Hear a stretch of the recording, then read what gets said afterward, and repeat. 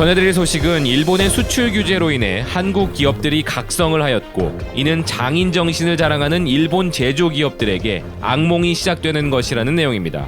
구독과 알림 설정으로 빠르게 BK 뉴스를 확인하시기 바랍니다. BK 뉴스입니다. 일본 경제 전문지인 다이아몬드 온라인이 50년의 세월에 걸쳐 현재 형태로 자리 잡은 한일 간의 수평 분업이 흔들리고 있다는 이야기를 하고 있는데요. 아베는 은인입니다. 한국의 약점을 깨닫게 해줘서 고맙게 생각하고 있어요.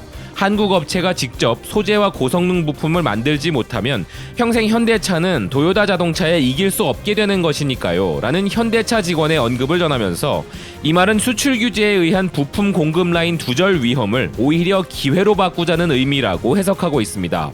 삼성의 이재용 부회장이 일본을 방문한 것에 뒤이어 재벌 2위 현대차 그룹의 차기 총수로 꼽히는 정의선 수석 부회장도 일본을 방문했으며, 방문의 주된 목적은 일본의 주요 공급처들을 시찰해 이번 수출 규제가 현대차의 부품 공급 라인에 줄 수 있는 영향을 직접 판별하는 것에 있었다는 이야기도 전하고 있습니다. 하지만 현대차 사내에서 검토되고 있는 것은 이번 수출 규제를 어떻게 극복할 것인가에 대한 미봉책뿐만이 아니라 중장기적으로 전략적인 소재 및 부품 조달처에 대해 지금까지보다 일본 의존도를 인하하는 일본 제외의 근본책이라고 언급합니다. 그리고 이런 현대차 이상으로 진심으로 일본 제외 그림을 획책하고 있는 것이 바로 삼성이라고 덧붙입니다. 대한국 수출 규제 품목이었던 3개 품목 모두가 삼성의 반도체와 OLED 디스플레이 제조의 필수적인 소재여서 삼성이 일본을 경계하는 것은 당연했다고 이야기하는데요.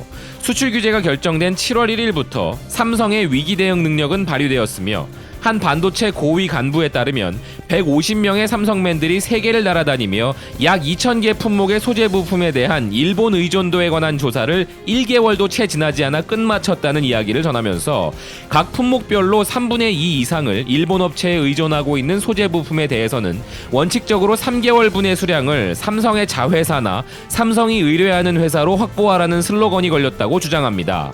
삼성은 지금도 겉으로는 여전히 일본 제조업계의 공급이 중요하다고 말하며, 문재인 정권과 한일의 정치적 대립과는 거리를 두고 한일 비즈니스의 결속을 중시했지만, 이런 당초의 입장과는 다르게 일본이 삼성을 겨냥한 듯한 수출 규제를 발동한 것을 보고 일본에 대한 의심을 가지기 시작했다는 이야기를 합니다. 기사는 이런 수출 규제 사태가 한국 기업들의 각성을 불러냈다고 주장하면서, 이것은 한국 기업들에게 의존하고 있는 일본 기업들에게도 뼈아픈 일이었다는 주장을 이어가는데요. 일본 기업들이 가장 두려워하는 것은 일시적으로 발생하는 부정적인 영향이 아니라 중장기적으로 한국 기업들의 부품 및 소재 공급 라인에서 일본이 제외되는 것이라며, 한국의 각성은 일본의 제조업에 있어서 악몽의 시작이라고 이야기하고 있습니다. 한국이 일본을 제외하기 위해 추진하는 다양한 방법 중에 최우선으로 생각하는 것이 소재와 부품의 국산화라고 하면서, 일본에게 가장 복잡한 시나리오는 그동안 서로 반목하고 있었던 문재인 정권과 한국 산업계가 의견을 같이하여 일본을 가상회적으로 간주하여 소재와 부품 공급망에서 일본 분리에 박차를 가하는 것이라고 주장하고 있습니다. 이미 한국 정부는 반도체 소재 국산화 연구에 연간 1조 원 투자를 발표했고, 특정 3개 품목 등 20개 주요 품목에 대해 1년 이내에 탈일본을 진행하는 초강수 방침을 두었으며, 2022년까지 반도체 제조 장치에 있어서는 30%, 반도체 소재는 70%의 국산화를 목표로 한 야심을 보이고 있다고 주장합니다. 이런 한국의 야심의 실효성에 대한 의문을 가질 일본인이 적지 않을지도 모르지만, 비상사태에 몰렸을 때 한국은 민족 결집의 힘으로 난국을 타개하는 모습을 계속 보여왔다는 이야기도 덧붙이고 있습니다.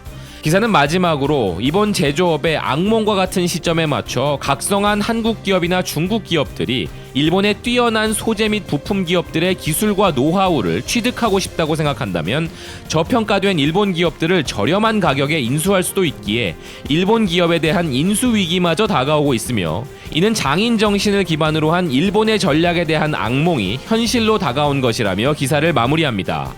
본 기사의 내용은 일본의 언론의 기사이기에 당연히 일본의 위기를 강조하고 있지만, BK 뉴스는 일본의 위기보다 더 본질적으로 한국 기업의 각성과 정부의 정책이 큰 위력을 발휘하기를 응원하며, 다시는 이런 일로 타국에 휘둘리지 않을 강한 대한민국이 되기를 바라는 마음입니다.